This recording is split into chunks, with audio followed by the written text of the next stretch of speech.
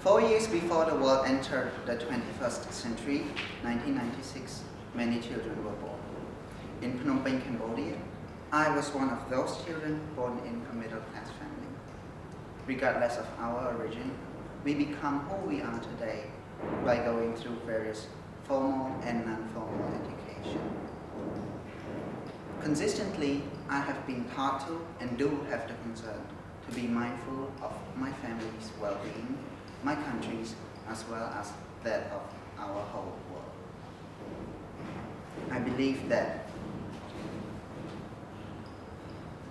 the key to the well-being of our society lies in education itself. Education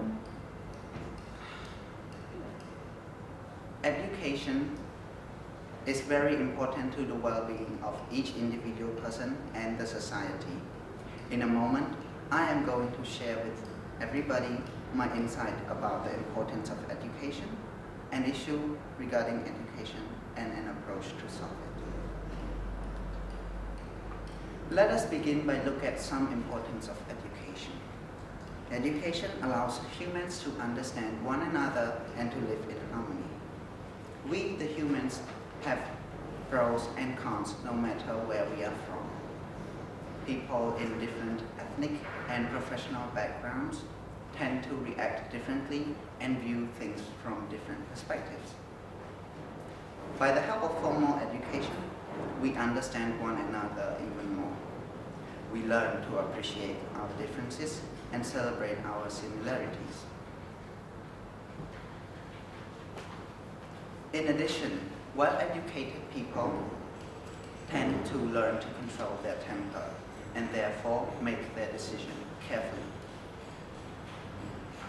They know how to avoid bad decision-making and its terrible consequences.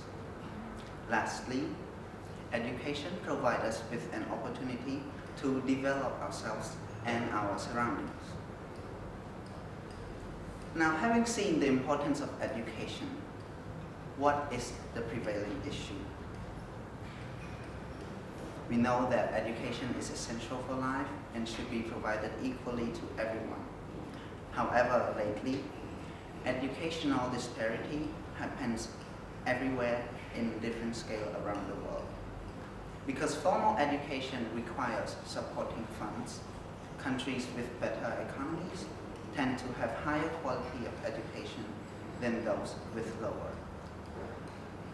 Even within the same countries, children in rural areas tend not to receive the same quality of education as those in cities.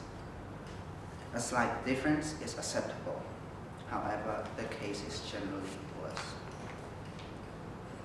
As a teenage boy in Phnom Penh, I believe that I'm fortunate to receive Cambodia's better education. Meanwhile, I know that some children in the remote areas of my country do not even have a chance to go to school regularly, which is a sad fact. Yet I'm still concerned about how far I can go in my life as a learner.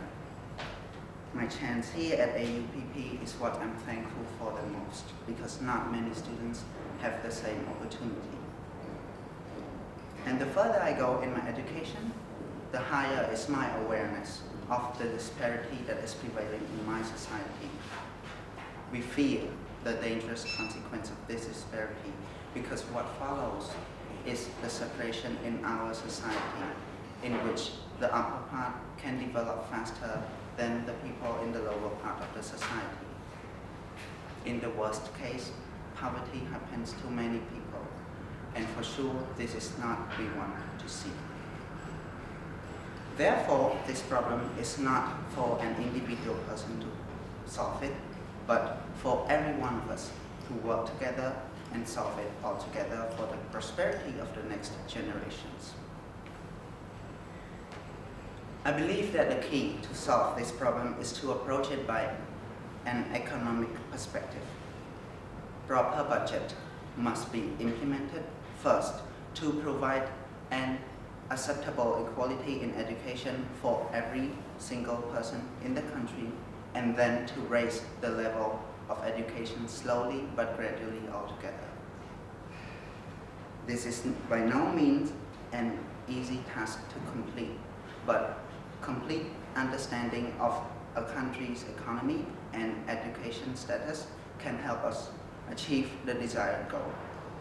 Rather than directing the national resource to a project that seems tremendous but provide limited benefit to the citizens, we should provide everybody an equality in education. This will take a long time, but temporarily we have a very effective solution.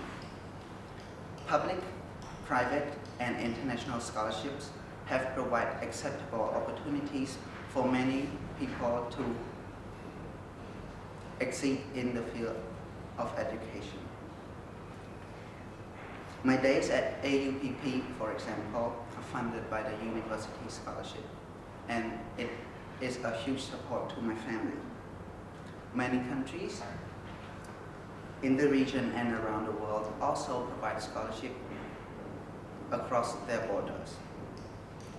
Even though this helps a limited number of people, but what results from it is that educated adults that can in turn help their country later. In conclusion, education is very important for the well-being of each individual person and the society. We have talked about this importance and an issue in education, educational disparity, which can be solved by proper financing and budgeting. We have received proper education, and I suggest that it is our responsibility to provide other people and the next generation with the same or better education. 21st century is not the end of human's quest of development. And it is hard for a single person to change the whole world. But I believe that when we start with ourselves and collaborate with one another, with mutual understanding, we can bring the two poles of the globe together for the prosperity of human race. Thank you.